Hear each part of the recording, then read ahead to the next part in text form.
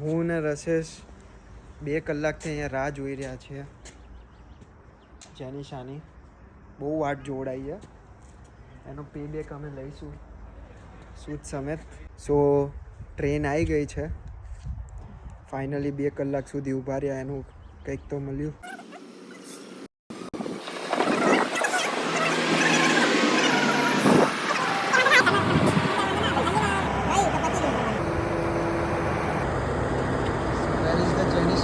દેખાઈ ગયા જેનિશાબેન.